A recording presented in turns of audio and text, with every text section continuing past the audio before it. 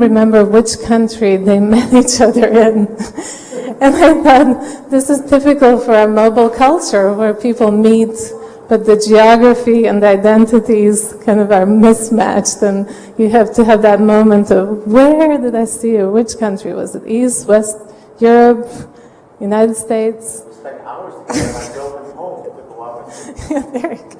So, Norman will speak after Minna on the Victorian aspects of mobile computing, which I'm really curious to hear about. But let's first hear what Minna has to say, and please give her a very warm welcome.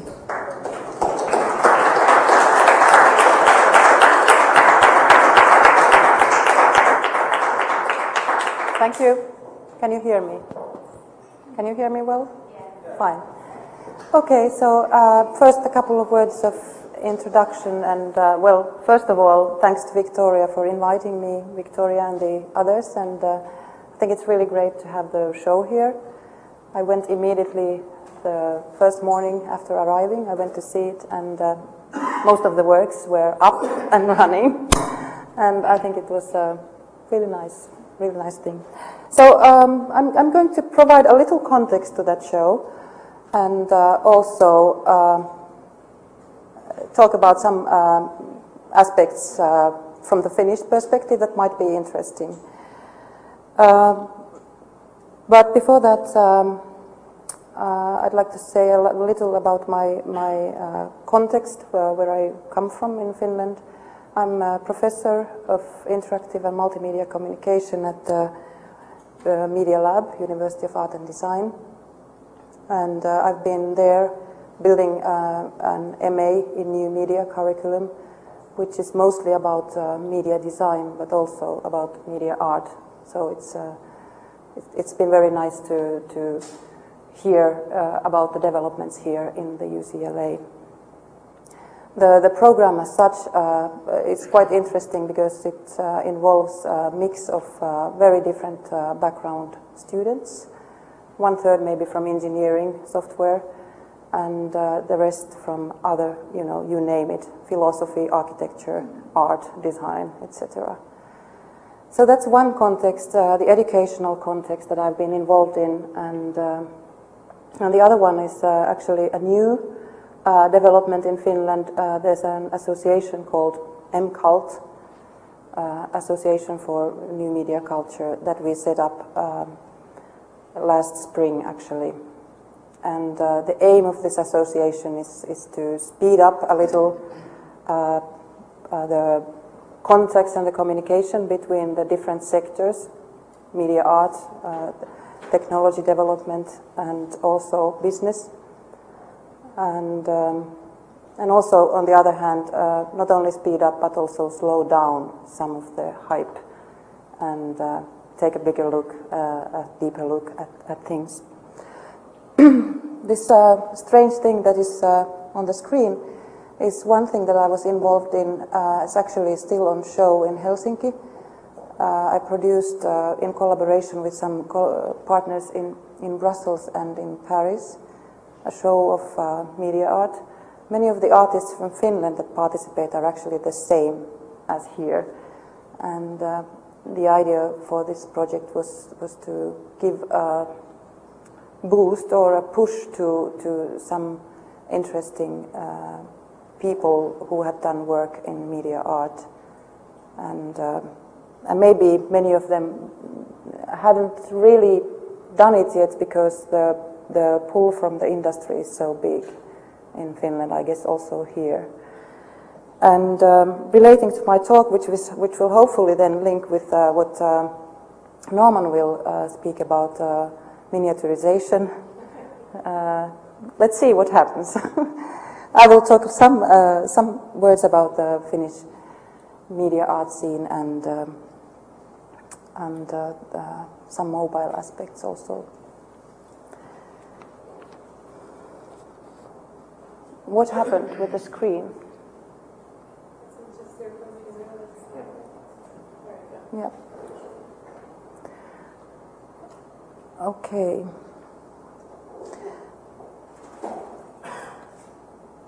Well, maybe to start with some words about the landscape in Finland. I've been very interested in the ways that different groups of people actually form and construct interfaces.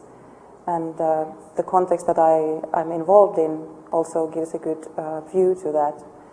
And, you know, there are different considerations that engineers, designers, new media designers and artists have for designing interfaces. And if we think of the virtual interface to Finland, I think you could say that there's a kind of new aesthetic that relates to the idea of experience industry that has been taken for granted very much by the new media design field. And I could say that it's a kind of a thing that you could call with the name screen credibility, that has aspects of street cred or popular culture, and then of course the latest technology trends. My main interest is actually, in terms of research, is new media rhetoric and the different genres of interface construction. The other aspect of the landscape is, of course, that there's a huge project, a national project going on that deals with content industry, and the show that we curated plays on that a little bit.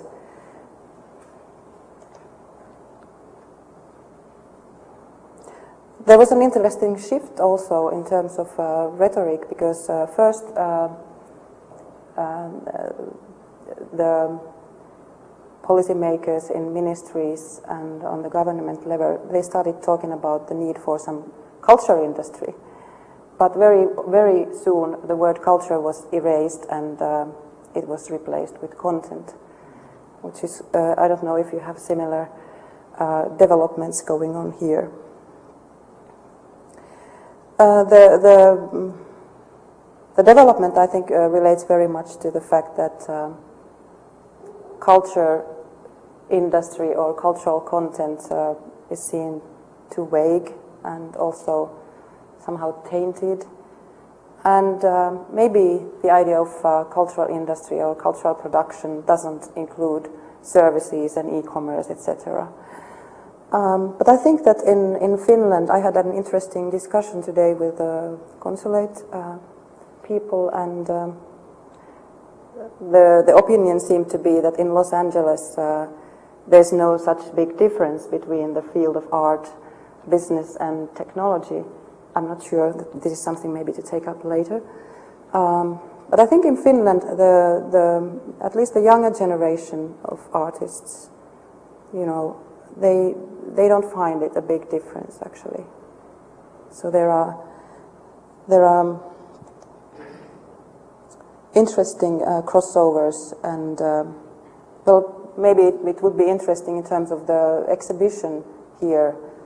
Name, for example, that Merja Puustinen and Andy Best, who did Conversations with Angels and the Iceborg thing here, they were among maybe the first artists who were involved in venture capital, in a venture capital program.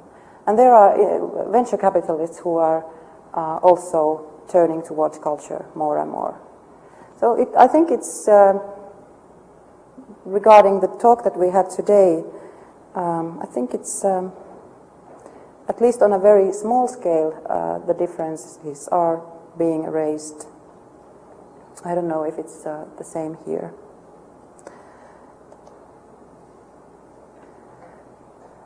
But one of the artists in the show, I think, is maybe a good representative of the new moment of media art. You know, the artist as a service provider, Tuomo Tammenpää. I think many of you must have already seen the work. It's also on the web, and what he's creating is a simulated brand, and he appropriates quite a lot of the brand building strategies, and which is in a way very natural because he's also working as a designer in a media design company. Also, what is interesting about the project is, of course, that he's appropriating the strategy that is embraced very explicitly nowadays by the industry, which is, that we really want to construct needs for the users. We want to make them addicted. We want them want more and super more, etc. Those are the catchwords for Tuomo as well.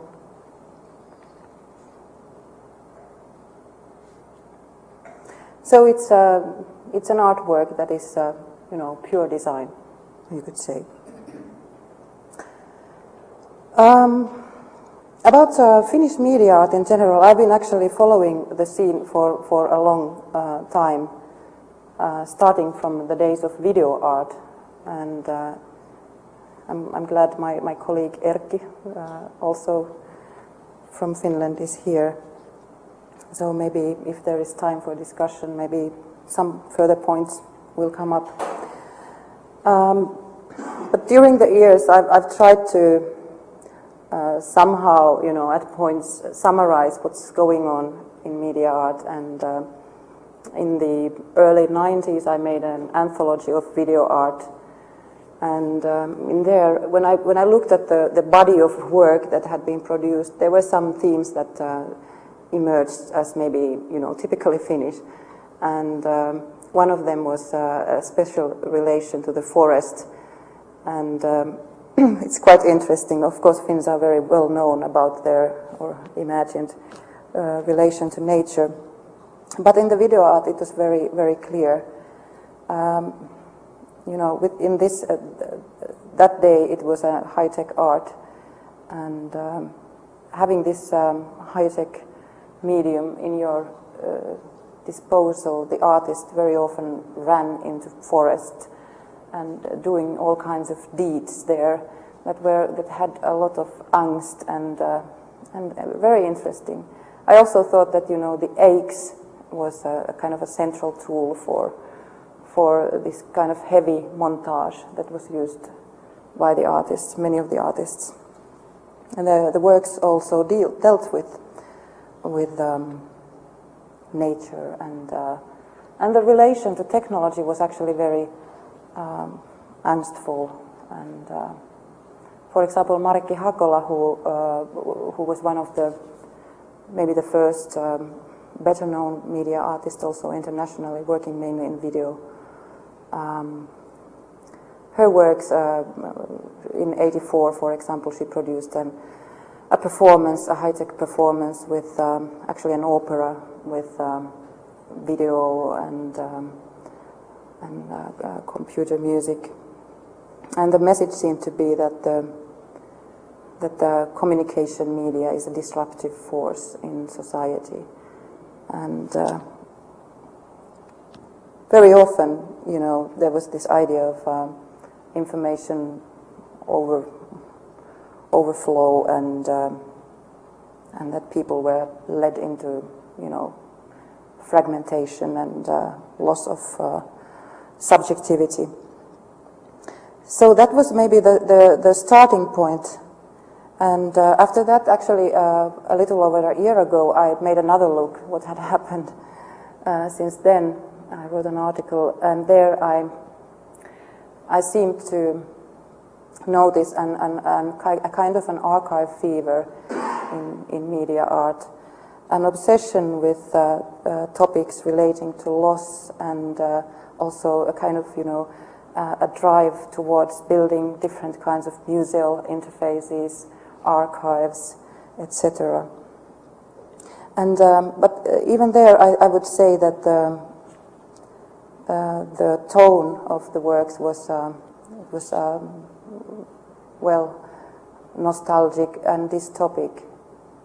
So what is interesting is that in the new work that I seem to have seen very recently, there are new there's a new kind of attitude that is not having this 80s techno angst run into the forest thing or the archival drive. Maybe that's a topic to be discussed.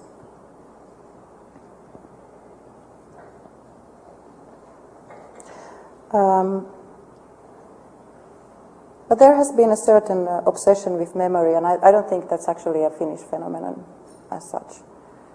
And some of the works that are here on show, for example, Marita Liulia's Son of the Bitch creates a kind of an archive which deals with the decline of patriarchy in many ways. Eija-Liisa Ahtila, who is maybe the most renowned of Finnish media artists, has done a lot of work that relate to, how father is crying and divorce, things like that. And also, one could say that Heidi Tikka actually has had a really direct, even Freudian themes, Freudian and media archaeological themes that she's dealt with in her work, which are quite different from the one that, at least on surface level, from the one that we see here.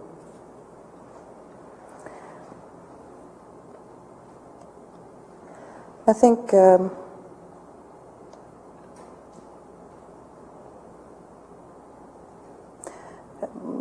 also in different artistic projects, the idea of the interface as a kind of a display, a place of display, has been explored. Many of the artists, and also not only the artists, but in many other projects, the display of things, a museum-like or a department store-like display, has been used as interface. And another kind of view is provided by media researchers and artists Tapio Mäkelä and Susanna Paasonen in this work from '97, where they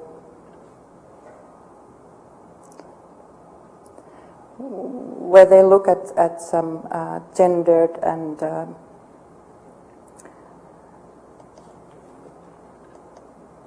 other practices of object display, and make also a metaphor of the web as a shopping window. This was shown in ICEA, I think '98 in Manchester. And the display was also set on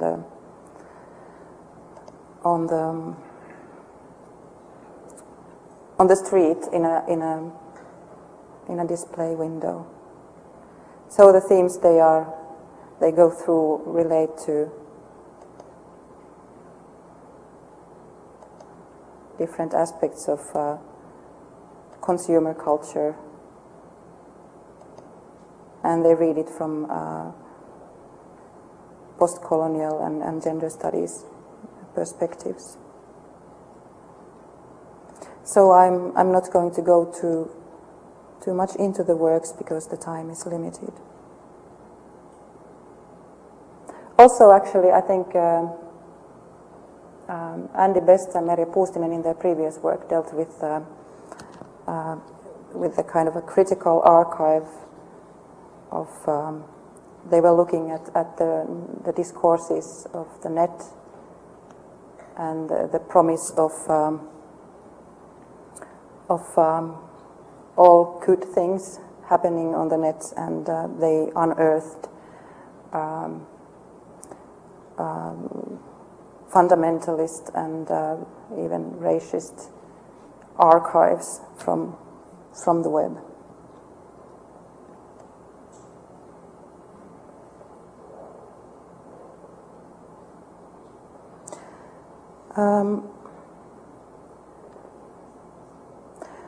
But there seems to be, and actually, one work that I'd like to show is actually from an artist that is present here today and whose other work is in the show, namely Laura Beloff.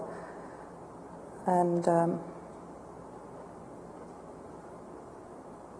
I think that is an interesting work because it still deals with memory.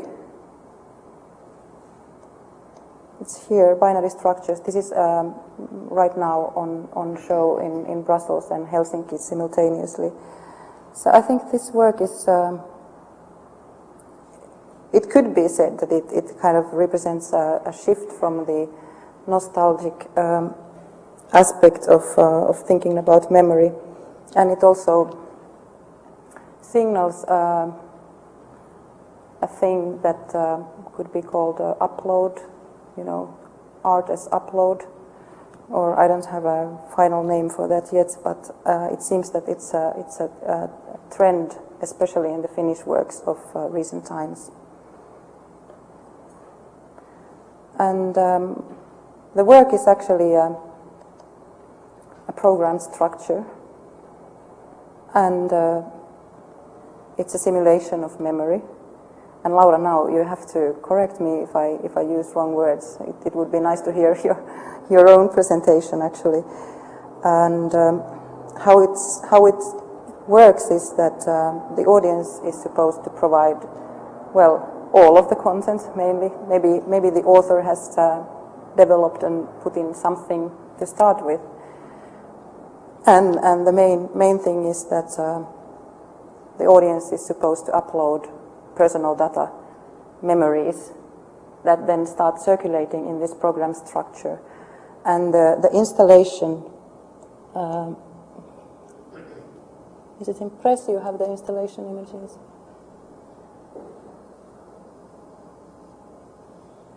In installation, there's an interface with which you can multiply, delete, and change elements that have been uploaded. So the exhibition is actually a kind of environment that molds this the creature. And I have to say that I've been making very much trying to make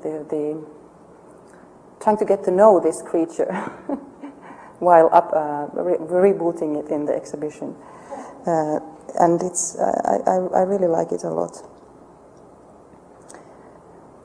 But it's quite interesting that the idea of the audience uploading stuff, actually it's been around for some time, because for example the Media Lab students, I think for some years already, they have considered this idea as the most interactive, the best form of interactive media art, where the audience produces the content. But now it's only now that I see it coming on a bigger scale. In the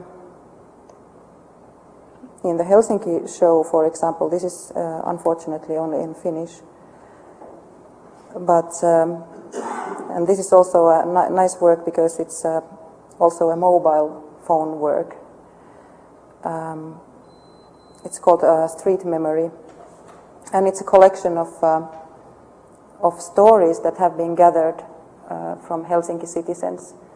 And the project consists of plates that are put around the city in the actual places where the memories took place. And there are photographic plates that sort of have 3 images of the actual event. And then there's a mobile phone number, or there's a phone number that you are supposed to call from your mobile while walking in the street. And even there are actually 50 different locations around the city, and then the website offers different routes for traveling through the stories.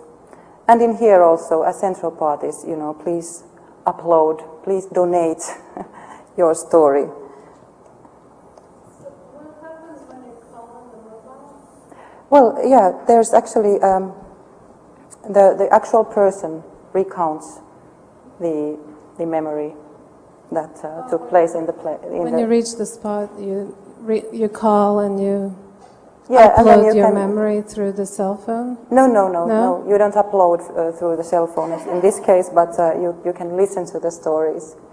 Oh, you listen to the stories through the which are told, recorded and told by the actual people who experienced them. Actually, in Laura's piece for Helsinki, as part of this mobile interface thing that we developed, there is also an option that you can upload from by sending SMS messages to the work, the textual stuff, which will be then read in by machine voice.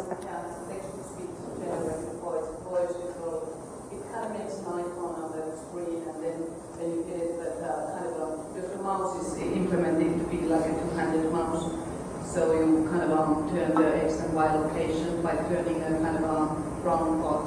So when you hear it, then you hear it as a text-to-speech generated voice, the whole SMS message.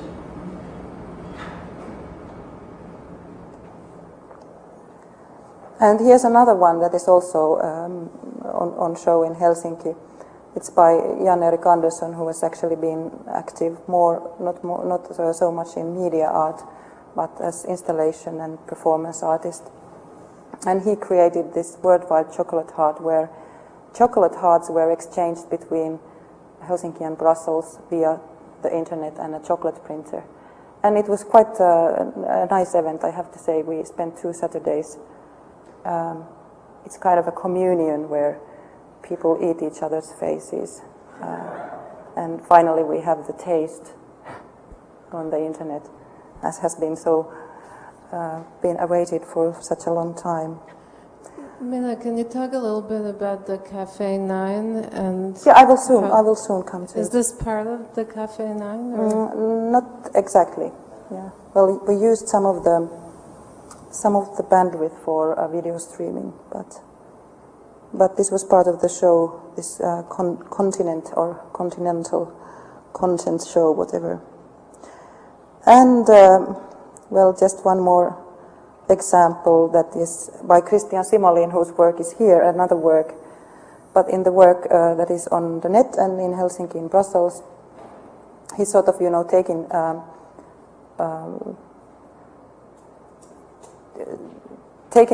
taking the idea of the net as a participatory and democratic medium, and the idea is that because he's a sculptor, so he's interested in why people are never happy with public monuments. So he's asking everybody, all citizens and netizens alike, to propose monuments for these two cities. And it's kind of interesting also from a design point of view, because he's if you think that the medium of planning very often excludes people really from the participation or the decision-making process. So in this case, Christian is acting as, when he gets the sketches, he will then model them. He will produce the winning monuments, which are voted for by everybody who is interested by the net audience. So when he gets the final results, he will model them and both render them in 3D and put them in QuickTime VRs of the actual location, and then make 3D prototypes also of the works. But for example, we could see what's going on in Brussels. Maybe check the Brussels top 10. Not everybody has provided an image for some time. So this is the winner seems to be this kind of light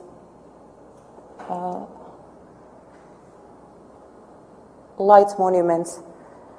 For some time there was a winner candidate on the top of the list that was a monument for Jacques Santerre and blown into pieces.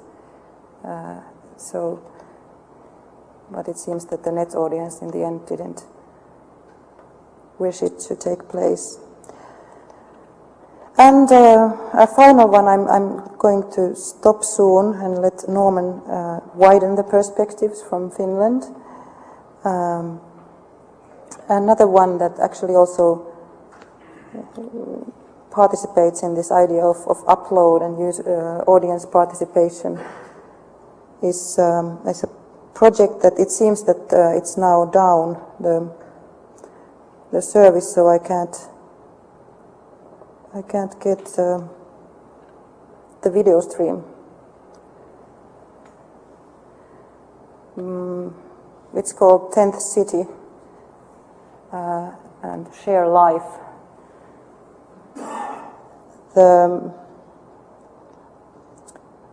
It's been produced by a group of young artists called Catastrophe, which is one of maybe the most interesting and new events and things in the Finnish media art scene. I will tell you a little bit more about it very soon. The idea of this is, and this takes place in the context of Cafe 9net, which is an electronic cafe that combines all the cultural capitals of Europe, all 9 of them, this year. And here should be some examples of their share life experiences. And I'm really sorry that they are not here. But the basic idea is that, again, you will upload your experiences and you will then exchange them with other people. So you can propose, you can view, and then you can engage into different exchanges of experiences. And why I wanted the videos to be shown here was that the things that they are sort of, putting as models for experience or share life exchange. They are very simple acts, like somebody is rolling down a grass hill, and somebody is just warming his face beneath a lamp, and then there are all kinds of tactile close-ups, people rubbing and touching different textures, like the asphalt and steel. No. The interesting thing is that the experiences, they do have an urban context. Otherwise, we could say that it's very close to some of the first video art works that involved, actually it was 1982, maybe the first video art piece in Finland that was by an earth art group who were rolling down a sand. How do you call this place where you take out sand from the ground? What's that called? You get the idea.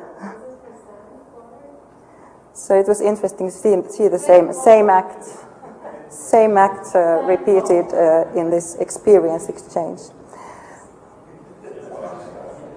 What is so interesting is that this is not anymore the Catastrophe collective that produced this.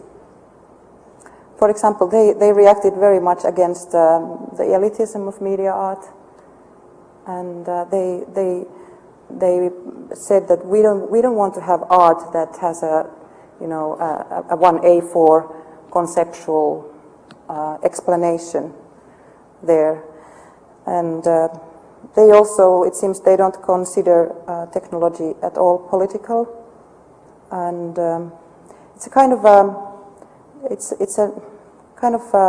resembles, you could say, it resembles situationism in some ways, but it's a very positive or affirmative kind of everyday experience that they are looking after and that they wish to exchange. And I think this has significant links with the mobile culture, which has become like it's really popular culture in Finland,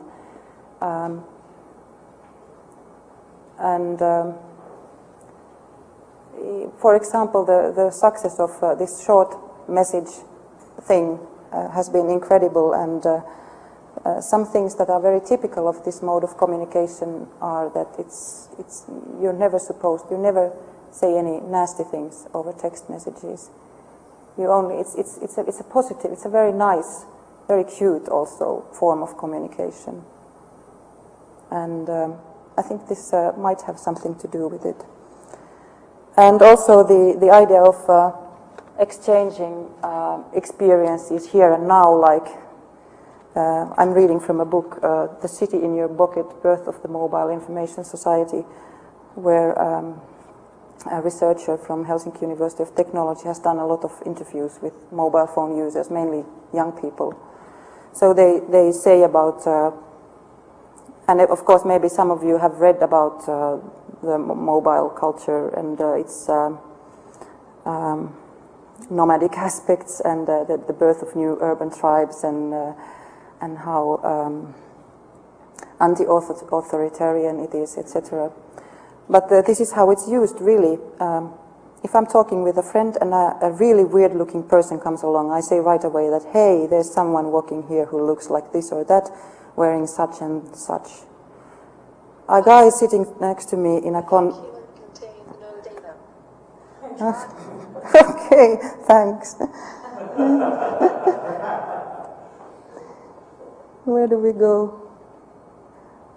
Maybe, oh yeah. A guy is sitting next to me in a concert was doing practically nothing except calling his friends on the phone, telling them, hey, listen, where I am. And then a third comment, when you make a call, when you make a call with a mobile phone, it's got to be a here and now thing. And this and also the idea that it's always supposed to be something nice, relate maybe to some new, still unnamed things. But to provide some context for this and to finish off, maybe some things that could also relate to what Norman is speaking. Well, one context for the new generation of these share life artists is, I don't know if any of the people in the American audience know about this demo scene. It has been very strong in Finland and in Nordic countries. It's basically like young computer amateurs get together in huge meetings called assemblies. There are some participants also from the States and Canada, I think, but it's mainly, I believe, North Europe. And this is a paper that was made by one of my students some time ago, who was part of this, and many of the catastrophe people, including Juha Huuskonen, who is showing one work here, they come from this subculture, where they really, you know, the idea is that they become masters. They can do anything they like with the code. And in the demo scene, it's a competition. Actually, it's an assembly. It's a getting together of all of the amateurs and professionals to be, and they compete in different series. They call these intros or demos, and it's a very interesting new genre. It's kind of a trailer for a film that never starts. It's just animated text and then some rendered objects and nice music. And of course one significant criteria is how good looking you can make it with a small piece of code. Here's an image of the assembly. Here are some they have different series, some are graphic and some are music, but some combine the two into these intros. And then there are, of course, different kinds of graphical languages. It's very interesting. So if you like, I can give you the URL to this, because it also has a very good link list in it. So this is one context, and maybe the other one, you know, it could relate to something that I believe Norman is interested in terms of what's going on in Los Angeles, and very recently there was a group of Finnish intellectuals who published a book about a city that is not Helsinki but next to Helsinki, Espoo, And that's the place where, you know, it's described in the book that there's nothing in between the headquarters and the nature path. So it's the Silicon Alley of Finland, between the high-tech headquarters and the illuminated nature path. That it's not a city, you know. That's the point. There's no history, and for example, philosopher Tuomas Nevanlinna describes it as a place that only has a kind of a history disease, which is shown in You say history disease? yeah, which is represented by different attempts, including lobby art, etc., to create a kind of a history. But I think, you know, this is and it only has a monumental future. No monuments from the history. So it's only the Nokia and other high-tech headquarters, and then the illuminated nature paths in between. But I think, even though the account of the city, it's done by an older generation. It's done by people who are expatriates of Espoo and have gone into living in real urban settings. But I think, you know, the one significant context for the kind of mobile and affirmative and here and now and future-oriented culture. Maybe Espoo explains a lot of it, the experience of this kind of city. It's also the place where all of the engineers, or most of the engineers in Finland live and study. So I think maybe, Norman, are you ready to go on, or should we take some? Maybe if there are some questions first, yeah. Yeah.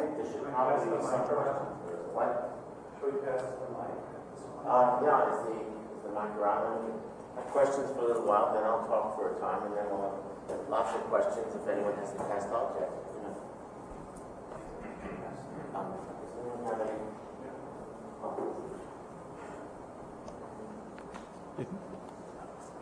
It strikes me that there's a series of parallels to a number of artworks that were maybe even 30 years ago, you know, for the mail art, Fluxus, pop art, people in Canada that produced File magazine were also making, I can't think of the name of the group right now, but very parallel kinds of ideas. I wonder if you could comment about that.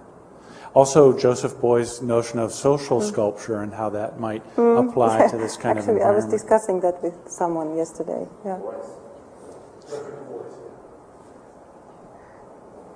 Yeah, I was talking about that, the Joseph Beuys idea, and well, about actually in the context of how everybody is a designer nowadays. But I of course there are certain and very clear parallels, and the difference may be that most of the people who do these, they don't know about those movements or conceptual art, for example. And that's quite interesting. But I know that some of the people who were involved here in this, for example, they were inspired by the Situationists. But I mean, it would be interesting to do an article, kind of compare. It would be interesting to do an article or website that kind of compares and contrasts these different movements, because they do so much. I mean, it's interesting that they're arriving at the same kinds of ideas.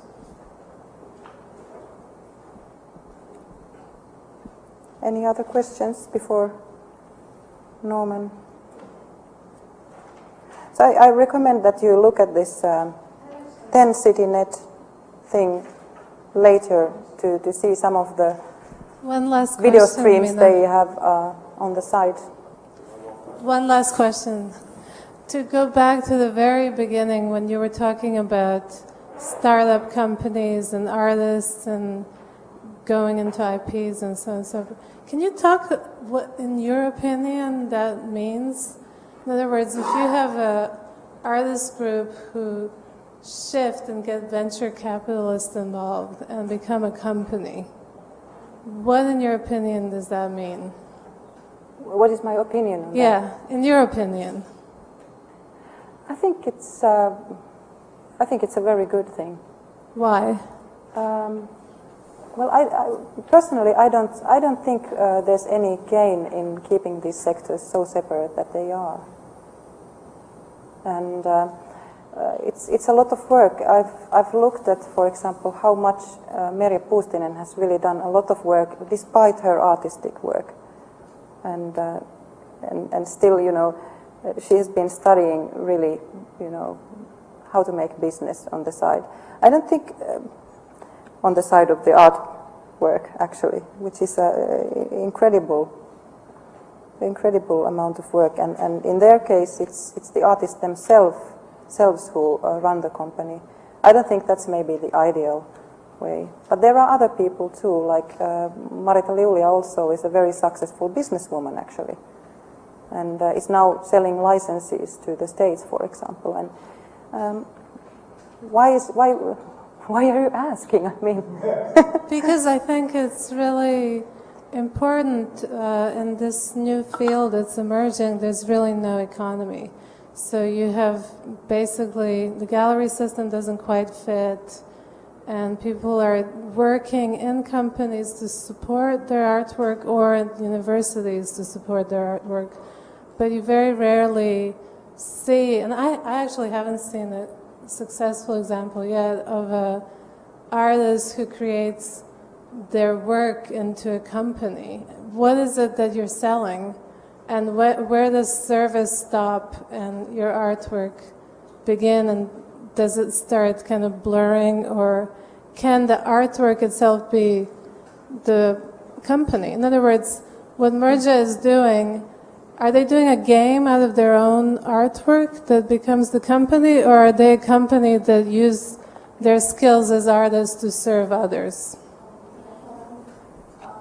I think one of the attitude differences to here is that Finland and basically the whole Europe is changing to only have freelance jobs. So you actually don't have a chance even to get a job like in a company. That's very rare. So everybody's doing gigs. So I think that a little bit changes the attitude, how you try to survive as an artist and at the same time try to make your living.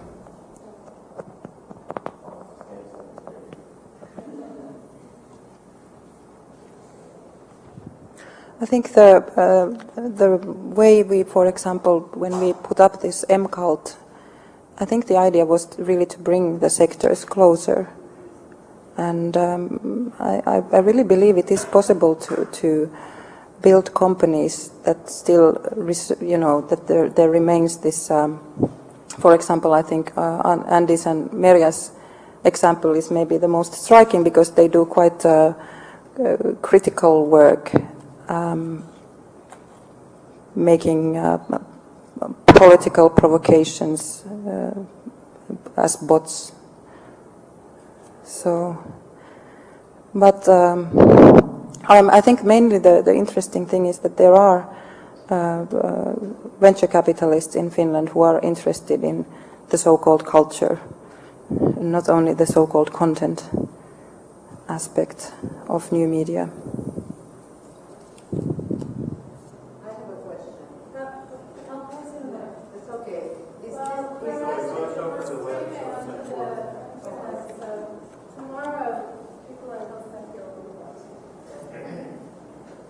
Like to know if this is the end or is this an application for something else?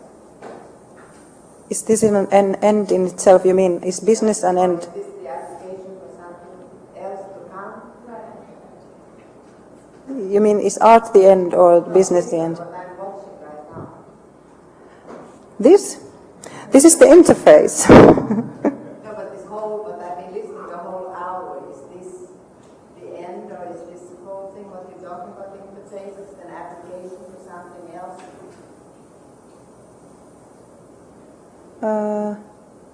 I'm not sure if I get the. Does it has an open end or is this another way? Is this open end or is this now finished? I'd like to help you answering this question. because I think the comment is, the question is very interesting. I think it is that we are just at the beginning. We are at the beginning of a process of transformation without destination. I think that we are changing more and more rapidly, and I think it's fascinating. I want to compliment you for what you showed us, because actually it is true that we don't know anymore where is the border between consumerism and arts and culture, and we are in a moment where these events are extremely important because this discussion will help us clarify some of our thoughts. I'd like to end with a comment of Einstein. He said that we have the perfection of means and the confusion of aims.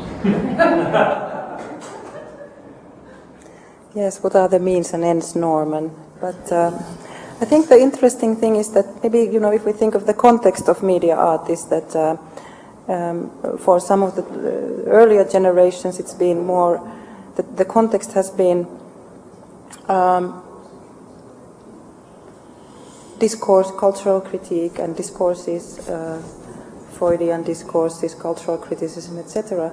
But for this generation, it's another context. It's a technological context, and it's ESPO, and it's this screen credibility also that it's about. So, like I said, I don't know where it's leading and whether it's the end or the means. But Norman, do you want to have the mic? Thank you, Minna.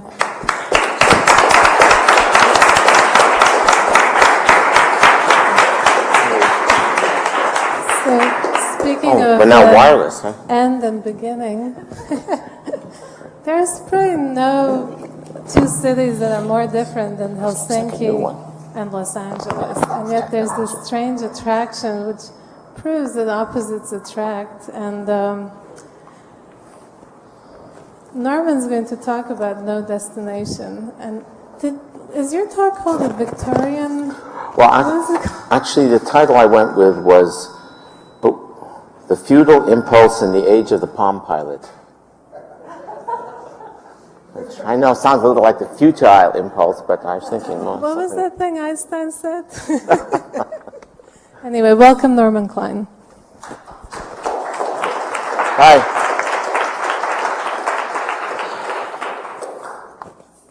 I guess I'll sit here. I feel like one of these people announcing one of the... sit in the middle. Oh, this is cute. That's like remember those people that used to announce movies? They'd sit there in a chair. Anything that's suitably, anarchic and ironic would probably work. I'd leave it to you. But some of the terms that we just heard,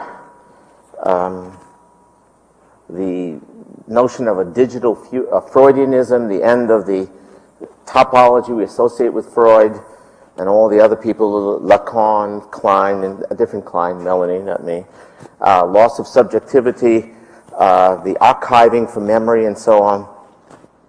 It all fits part of what I was going to say today, and I'll try to say it quickly to sort of stay on rhythm because you've all had a long day, right? But the first issue to remember and to consider is that we have Helsinki and Los Angeles. Are there any two climates more unlike each other on Earth, right? If you were trying to imagine, right? What two national histories more unlike each other? But in fact, under the impact of globalization, an unlikely parallel has taken place. The media culture of Finland has met the media culture of Los Angeles, and we seem to have no trouble communicating. I mean, we had a long dinner last Friday. It went on until... What am I doing? It seems like I'm blasting the media culture of Finland here with my... Anyway. Anyway, the terms that might link the two cultures could sound very fussy.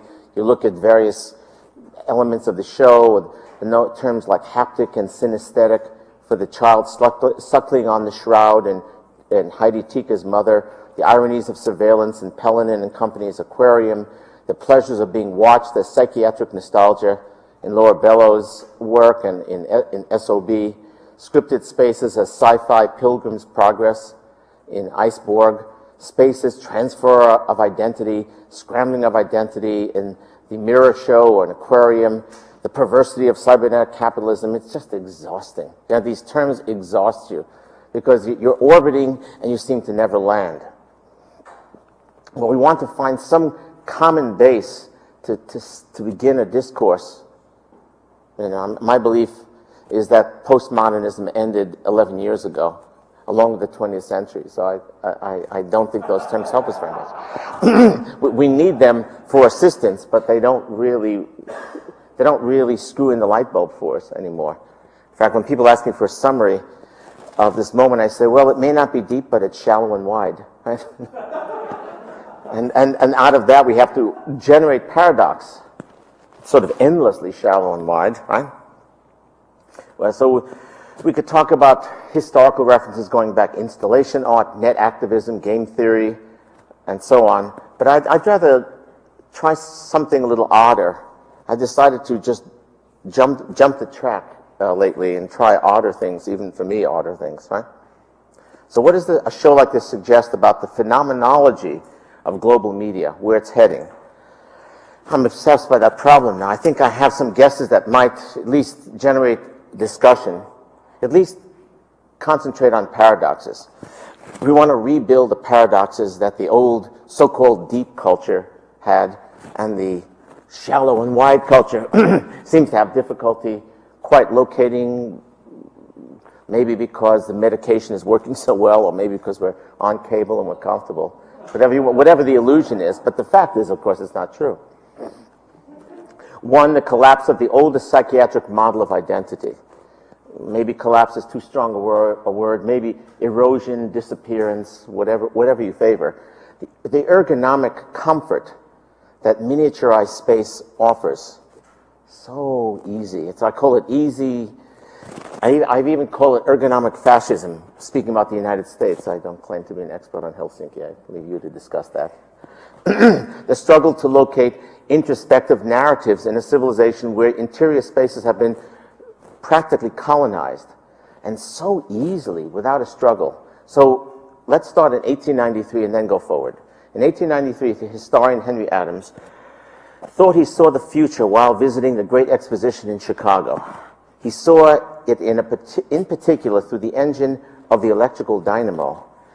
It was an old fascination of his. He predicted that within a generation it would, quote, enable infinite, costless energy and bring history to a new phase. Ironically enough, exactly at that point, 1893, he was quite right, but he didn't imagine it would be the First World War. I think he was imagining something a little more charming, you know.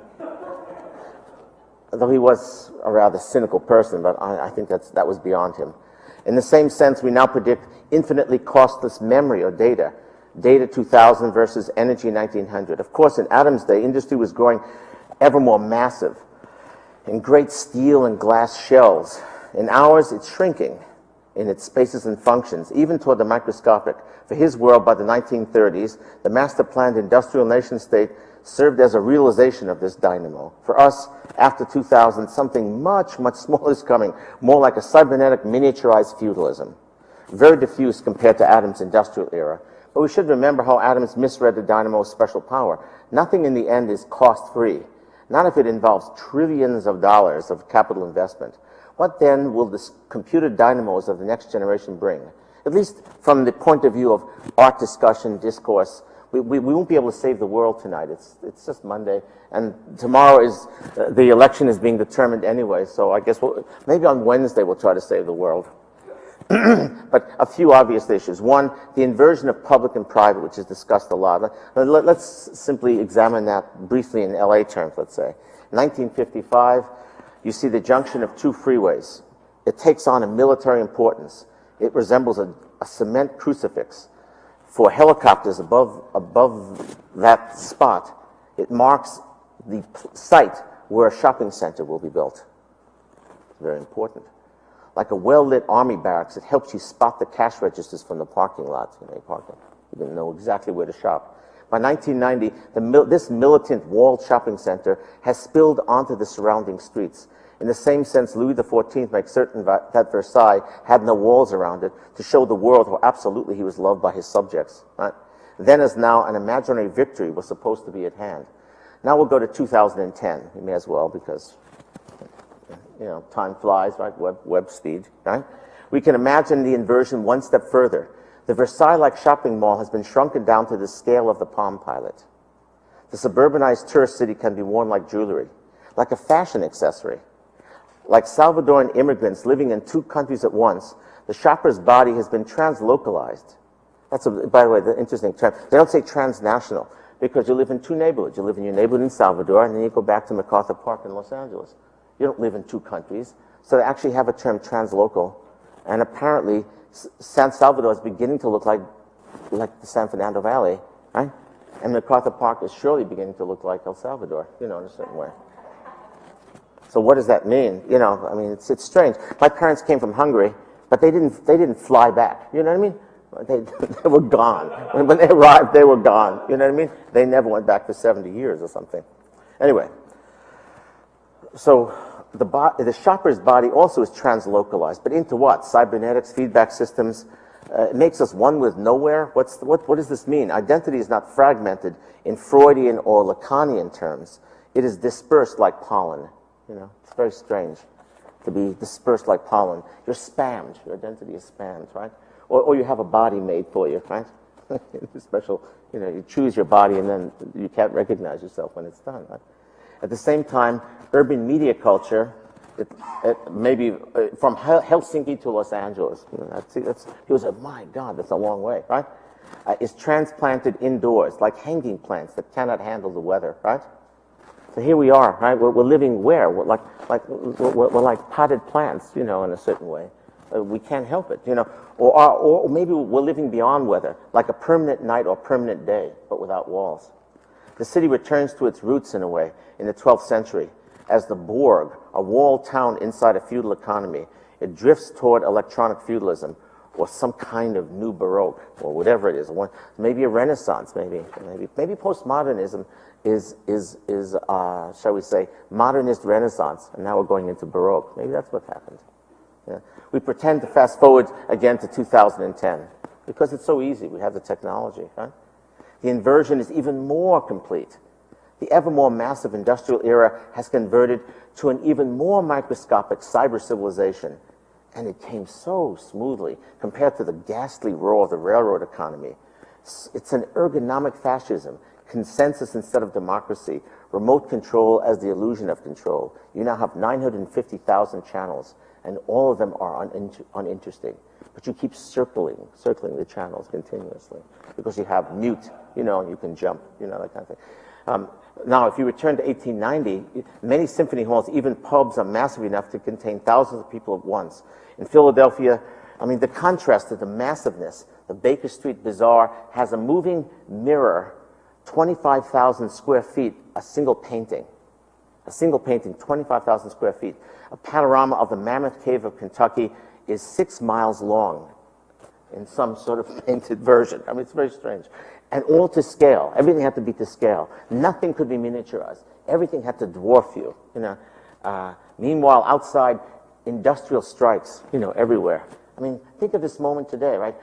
Tomorrow, we're going to find out whether Bush can complete a sentence, or whether Gore will simply just becomes rigid like the Tin Man, right? And then at the same time, there's a threat of war in the Middle East. There are strikes all over Los Angeles. But here we are, We're inside our panorama, and it's so miniaturized and growing faster, right? So we go to 2010. Let's try again. Very smoothly, of course, just a click, right?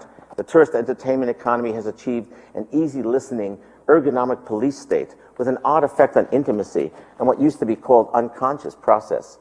We don't have an unconscious process now. We just have the right medication, that kind of thing. Its streets generate an increasingly interiorized dérive, the industrialization of desire. Pedestrians don't mix their loneliness with crowds of people. They just shop in pedestrian spaces, what I call the windshield effect, You go to the Jamba Juice. You go to the movie theater. You go to the Jamba Juice. You go to the movie theater. They're not the usual mix. It's different. Instead, they are supposed to dream on their feet according to a script, feel as if the street were a movie set of their unconscious desires. After a dreamy stroll, a nocturne through a themed street, a man prepares dinner at home for his friends. It's 2010. Will they be disappointed that his home surveillance is down? No one to watch them, right? Who would be watching out for them if the home surveillance is down, right? In every room, smartware warns him that he needs to upgrade for tonight. Beep, beep, little blinks all over the place, right?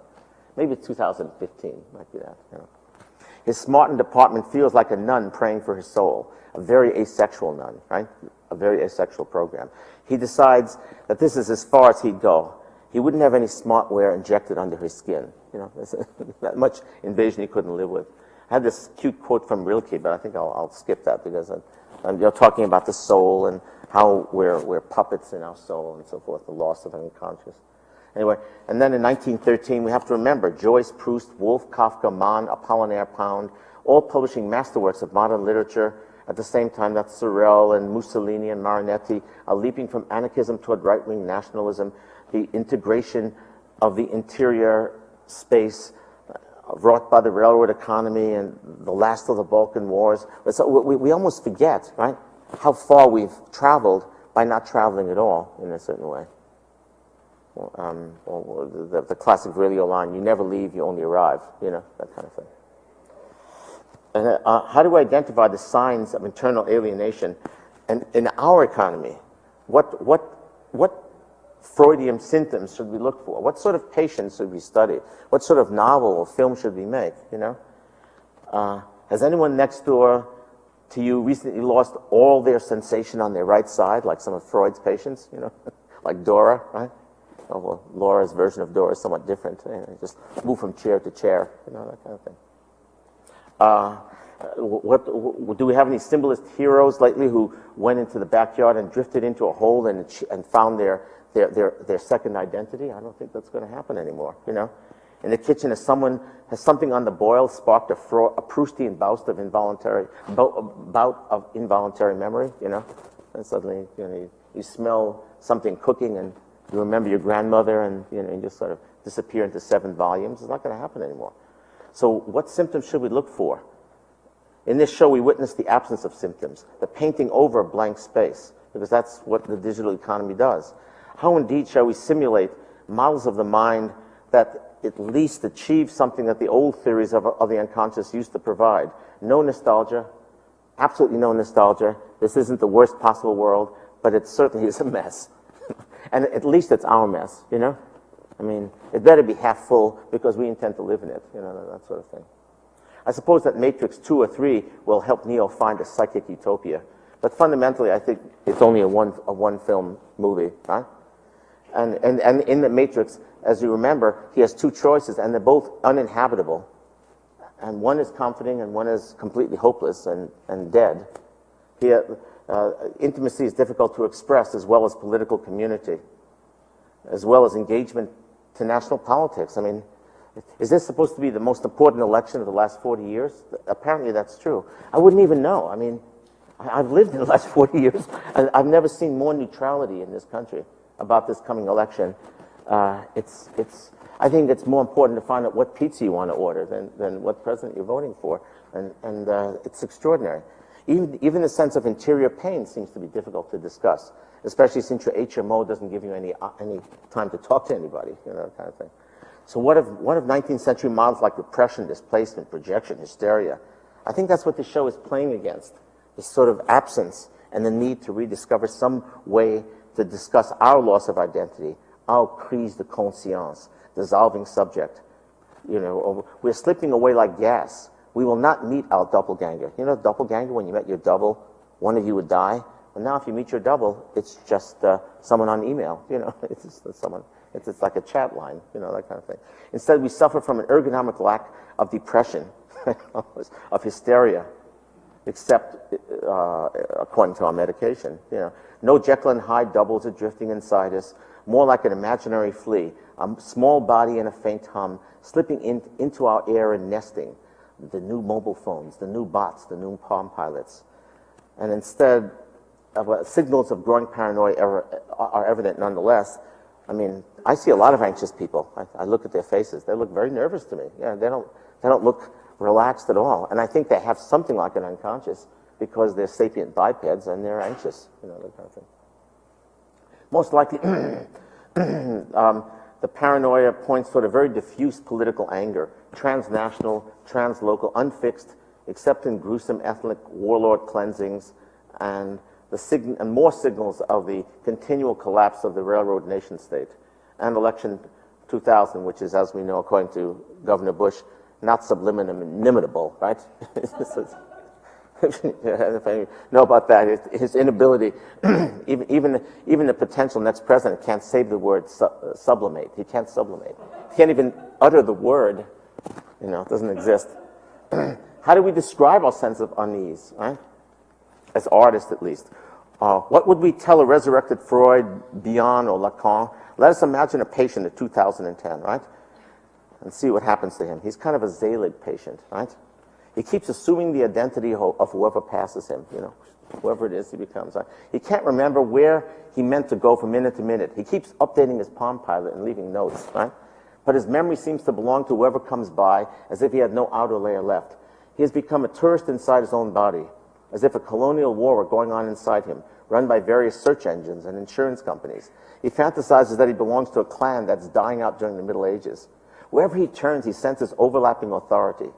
Somewhere, a person is in charge, but he only keeps meeting badly trained clerks, right, who cannot even guess on the phone where the decisions come from, right? He truly lives inside Kafka's nightmare, but it's easy on the nerves. He's somehow relaxed with it. He's just drifting, His anxiety is free-floating. He feels guilty if he just trusts his software, right? His 5 senses have dropped down to 3 or 1, right? It feels as if you're being buried in the open air, but otherwise, he's okay. I know last year I taught a course on crime, and part of the idea of the first assignment was students have to describe a real crime, an actual crime. And one student decided he was going to declare a crime in the class, and he started talking about the crime, and he said, I'm committing a crime, and he was just talking about it. But somehow by his mentioning it, 2 students terrified their mothers who started a lawsuit against the student, because they were somehow convinced, because he said he was committing a crime, it meant in guarded zero-tolerance language that he was going to assassinate their mothers. I mean, I think that's anxiety. You know what I mean? I think that's a treatable problem, right? But not now, right? In a world of scarcity, camouflaged by highly selective recovery and abundance, children get the sense that there may not be room for them when they grow up. And presumably after an R-rated film, they're supposed to go crazy and kill relatives or close friends, It's very strange. I mean, the paranoia is profound in this country, but we still don't know how to address it. The enclaving and panoptical strategies of the 80s have matured. Surveillance is now considered normal, right? We feel more relaxed living in an architecture of paranoia. It makes us feel comfortable. What does that mean? Maybe paranoia is the wrong word, right? In that spirit, I leave the reader to imagine other features as well. For example, the collapse of old interior doubles, monuments injected under the skin. Will they have blind patients who get memory? You heard about that, right? They're going to maybe other people want their memory, their vision rather, the vision repaired. Blind people have the vision repaired. You know about that? So I have this idea of going to the therapist, right? And the therapist says, "Let's check the color bar," right? I said, "I think you need a little more pink today," that kind of thing. This is sort of modification, of your color bar, right? Retro neo-radicalism, what images for artists might capture the direction that warlord capitalism will take in the next decade, from the Silicon Valley to Russia or whatever, an era of the consolidation of global capital. I mean, we're witnessing a kind of consolidation that's similar to what happened in the late 19th century, and we have to find modes of address to talk about this kind of colonial penetration, or whatever we're supposed to call it. I had this other... Oh, yes, last year I also had students holding brains, I tried to literalize as much as possible to bring some paradox in a class on memory. So each of them had to hold an Alzheimer's brain. And I still have no idea what that achieved, because they all sort of stared at this bleached object, with little black spots in it. And I realized that I'm victim of the same sort of materialist sort of fantasizing, There's no chiaroscuro anymore, just a white bleached brain. It's what a weird thing. What did I do? That kind of thing. What happened to memory as this complicated set of erosion and layers and so on? And there are other issues too that when I deal with this problem of miniaturization in a feudalized economy, when I write about Vegas and so on, I have to deal with what I call portable cities, where global branding, like that need, right, replaces the sense of geography, or condensed cities, theme parks shrunken down to make pedestrian spaces feel like a Vegas casino, like New York, New York. There's also going to be a Vegas, Vegas. I don't know if you know that. There's actually talk of a Vegas, Vegas. Can you believe that? You walk through a miniaturized, condensed version of Vegas in Vegas, right? What next, right? And then, of course, the issue of mobile identity, I guess, for lack of another term. The cell phone and the Palm Pilot, as providing comfort zones. Ergonomic places to rest, but without any way to encounter our own alienation. In the last paragraph. In cities that sprawl, right, or live on the eastern edges of Europe, real community life still does exist. But the fantasies we're supposed to work from suggest that we can live completely inside blank alternatives. Better to live inside paradoxes. I think that's better for work. I don't know if it's good for relationships, but it's very good for work. I admit for relationships, paradox is kind of iffy, right? Anyway, this show addresses many of those paradoxes about miniaturization, collapse of intimate identity, feudal breakdown of community memory, the future love affair with surveillance, the portable and condensed city even, and the feudal impulse, the desire to drift into a phantasmagoria inside this warlord capitalism. I always say as a joke, a last little joke I suppose, that the water in your toilet is better protected than your computer, because if your data crashes, they simply say it's your problem. At least you have a code, you know what I mean? You can yank someone's permit or something like that, right? It's a strange phenomenon. So data is actually floating in this kind of warlord state of completely untrammeled capitalism. It's kind of interesting. It's like the Vandals sort of marching through Rome and going on to Spain or something like that. Anyway, the desire to drift into games, the dissolving of spaces, the shrinking of government, that's obviously happening in national governments. We should remember these paradoxes. We should make them essential to new grammars that we set up. So we should make very, very good use of the feudal impulse in the age of the Palm Pilot. That's fine.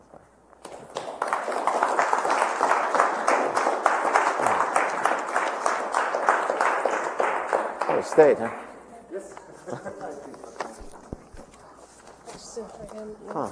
That fit a bit with what you were saying, I think. Yes, you mentioned that the 20th century and postmodernism ended 11 years ago. Well, that's my 1989. strange comment. Now, just evoke discourse, debate. Now what caused you to say that? What paradigm shift? Well, the way I feel is that what we identify as postmodernism, coming out of 50s and 60s discourse, particularly in Europe, and then even literary discourse in the United States, sort of reaches a kind of maturity after 1962 in the second wave of the Cold War. And I think in a way, even notions of deconstruction, the reason for the appeal of this complex and very, very profound literary achievement is that we sense that there was another shoe that was going to fall, and that there were layers and layers of illusion and ideology that we had to peel our way past. And I think that shoe fell when the wall went down in 1989. I think it fell with Tiananmen Square, and I think it fell during the Gulf War.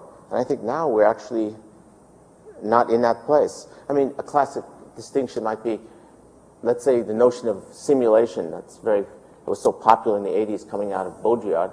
Baudrillard describes this code of simulation that is very disorienting and therefore suggests the collapse, right? A kind of, in a very cheerful way, a kind of collapse of meaning and options, a kind of happy nihilism. Well, I have a feeling that that sense of collapse is now a plot point in a movie, and that actually it's no longer a crisis, and that globalization is much more integrated. So I think that postmodernism suggests that we should congratulate ourselves if we take it too literally, because we shouldn't, and they didn't, right? You know, like Marx said, thank goodness I'm not a Marxist, that sort of thing. I don't mean that if Foucault were alive today, I can well imagine where he would have taken all this, you know, or Barthes or any of these people, or Deleuze, you know. But we have to understand that it's about a certain set of cultural relationships, and I'm not sure that we're at that place now. So we should treat it as a glorious foundation and a set of permissions, but not try to deconstruct the disembodied, something like that. But I like to present it as a debate. It's a debating point more than anything else, to sort of force us to think in other ways. Well, where are we today? Now, before you ask that question, yes. Well, tell me what you think. I think technology is making us all communists. Myself. Communists? Yes, that's what it's leading to. I think. Wow, that's wild. Which ones? Which kind of communists? Well, how many are there? I mean, Cuban communists, Soviet communists, Gorbachev communists. Well, let's start with the universal before we get to the particular. Yeah. Well, I mean, I think this is the first time in 200 years where there's no left compared to anything I remember. But I imagine there will be a left that will feel left out and emerge. There's so much this weird nostalgia about it now. It's strange, you know, and it's almost like it's turning on people. Like they're turning on Clinton, you know what I mean? Because they can strangle him, you know what I mean? Like everybody, you know, Lenin always said, "Don't form an alliance with the center against the right." You know what I mean? No, don't form an alliance with the right against the center, something like that. But I think that we are watching a change in the class structure and in the nature of governance, and it's very, very diffuse, but also very centralized. And it's going to be hard for us to develop policies, you know, and models that actually capture what this is doing to us. Because a lot of the old industrial models don't operate as well, and it's a very, very mature version of $3 trillion that knows where it's going, in a sense, compared to 10 years ago. So I think we should force ourselves forward, you know, and force ourselves to accept the fact that this is real power that is operating, you know, madly and greedily, as it often does, but it really does fundamentally know a lot more of where it's going than we want to admit. So that's the reason why I say it that way, is just to force myself to think forward, to not lean back, you know, and try a little line from Foucault, a little, you know what I mean, and feel satisfied. I don't want to be satisfied. Yes? If you see civilization somewhat as a large amoebic form that is breaking off and joining, and all these things have edges. Yes. Now, are these edges to be saved because they represent some new ground? Well, what edge were you thinking of when you said that? If you take the world as we know it now, there are a lot of edges that what you're talking about hasn't touched, or has touched it very, very in a very small, incremental manner. Well, which would be an edge you were thinking of? I was thinking of if you take the barren areas of North America, South America, we take geographic locations, and we say nobody has touched these as edges because these are, nobody has wandered for whatever reason out there. Are these to be saved, or are these to be conquered? Either that, or they'll clear cut the whole damn thing. You know, right.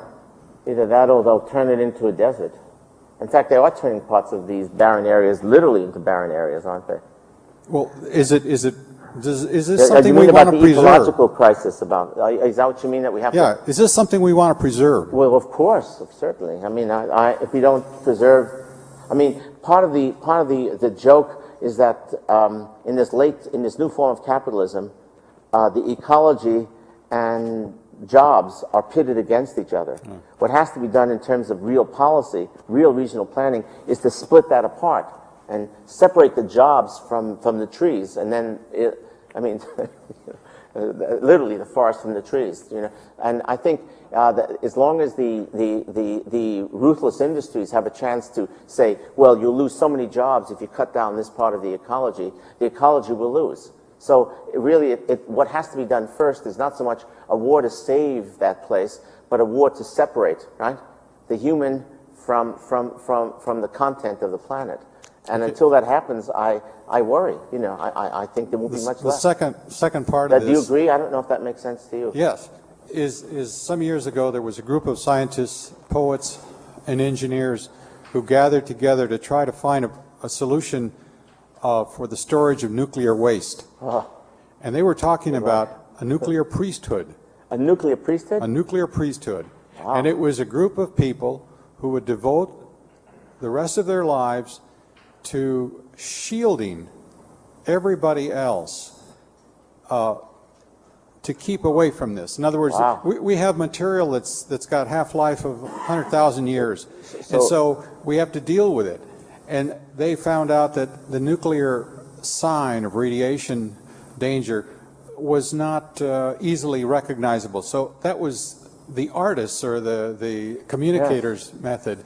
The idea of training people to watch over this, because it was a reality that was going to have to be lived with for the next civilization.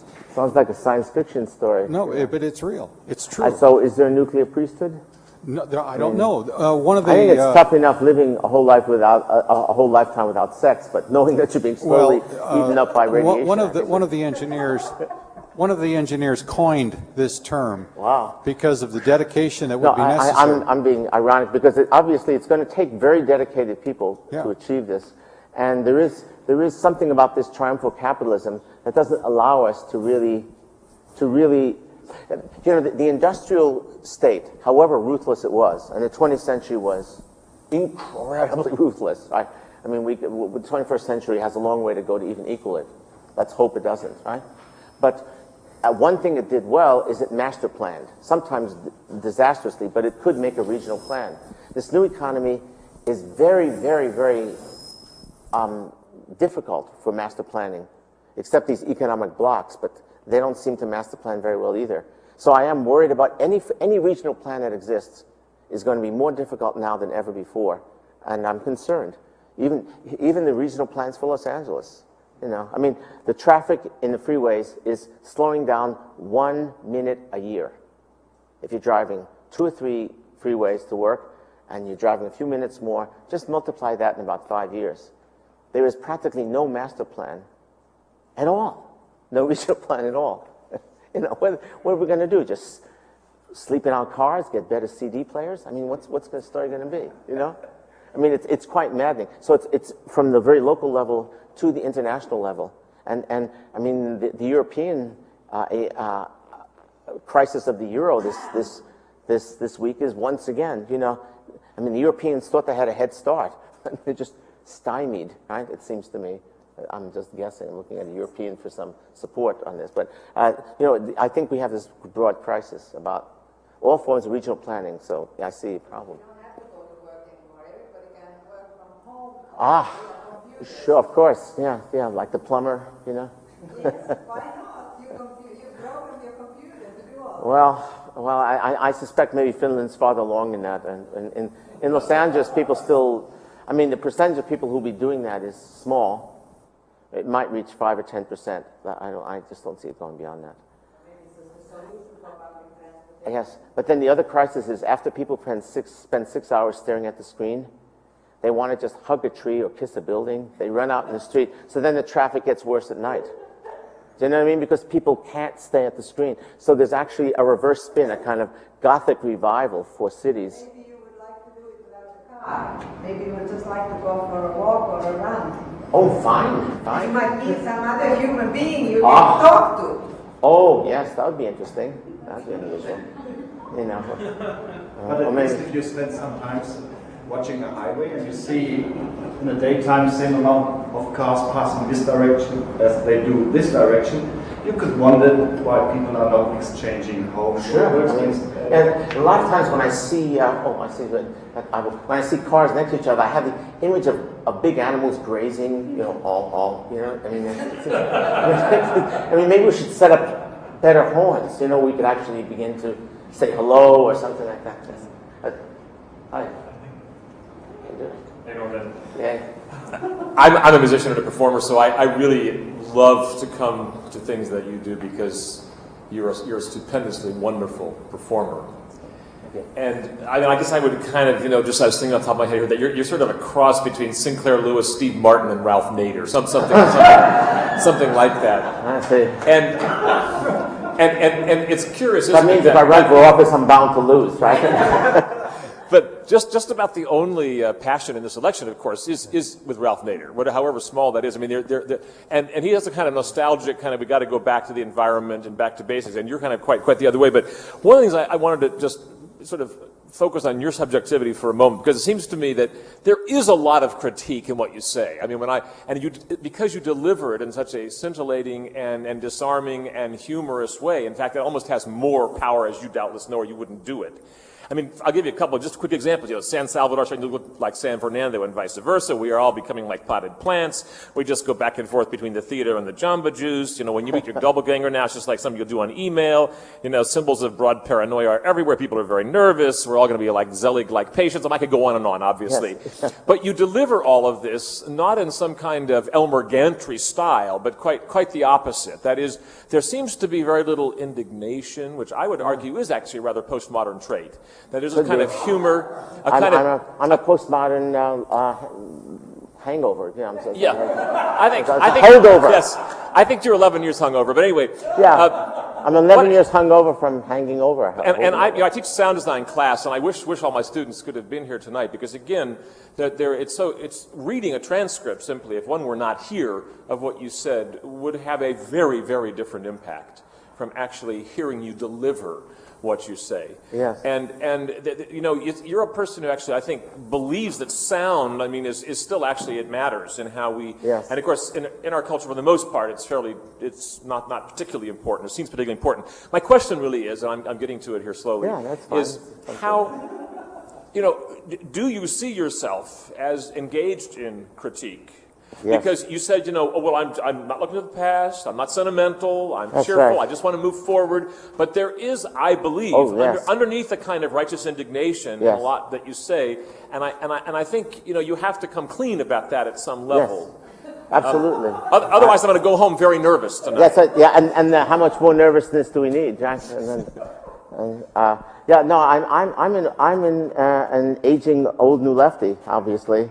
Who still believes that there has to be some form of engagement from a literary point of view and from a cultural point of view. And I think that academic culture is incredibly disengaged right now.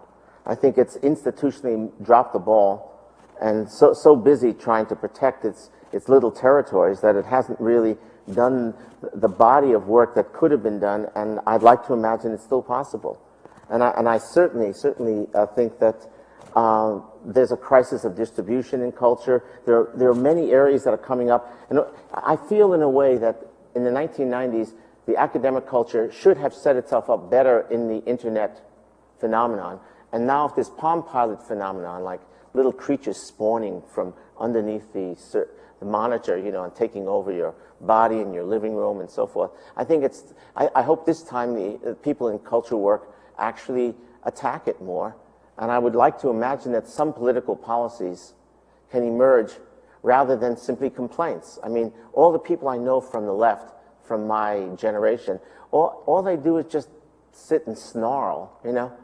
And you know, what am I supposed to say about that? You know, I mean, hey, pal, you know, snarling doesn't get it done anymore. I mean, don't you remember? It's supposed to work on policy. Well, just to tie with Victoria's question of the earlier speaker, sorry.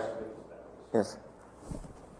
Just to tie together Victoria's question of Jutta in the beginning, because I think it does all come back here. Is, you know, where institutionally speaking do you think this critique, which I very much associate with art making, where do you think it can honestly take place?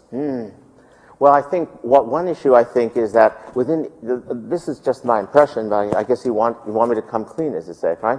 Yes. My feeling is that within the formal categories of whatever, I won't say music, right? But I'll say history, anthropology, and even fine arts and so on. I mean, so many areas. I think only in the indexing over, in the crossing over between them, is something possible. I think that in the end we have to remember that almost all the academic categories were set up in the late 19th century and at the latest by 1960. And these categories probably don't even represent accurately what the culture work is that we have to do. And so I think the jury systems in a lot of journals and publishers, if you do crossover work of any kind, you get into trouble because there's always one person who says, I don't understand this, and then you're supposed to make it understandable to them.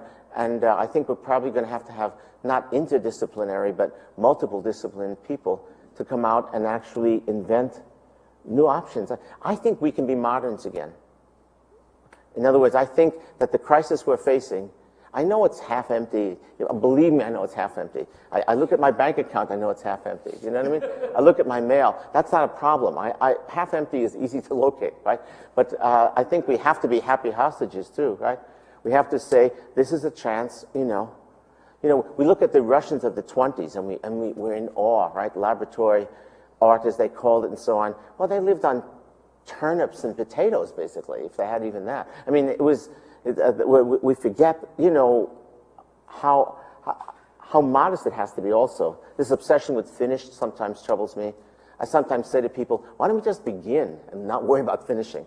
I mean, not worry about finish, but start, you know, with interesting options. I mean, I have all sorts of issues.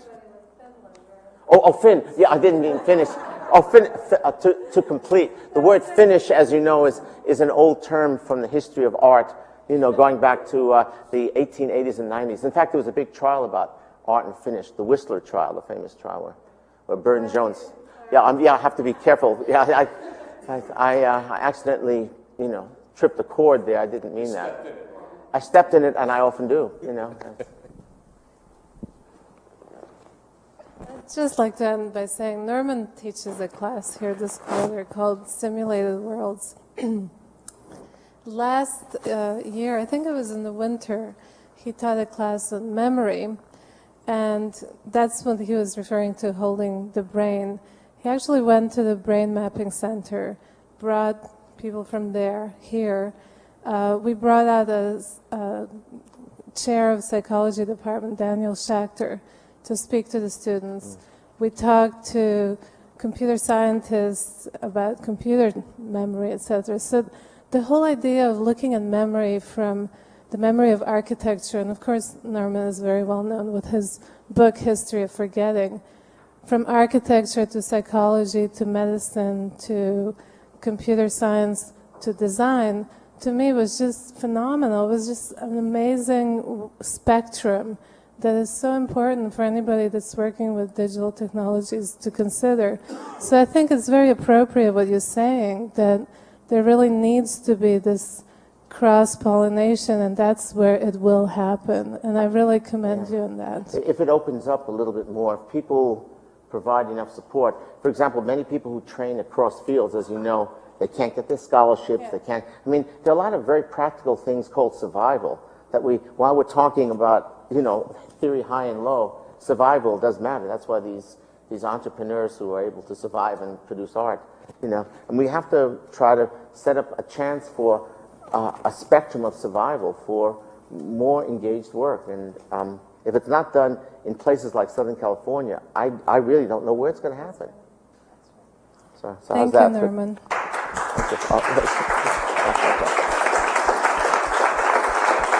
That's the end.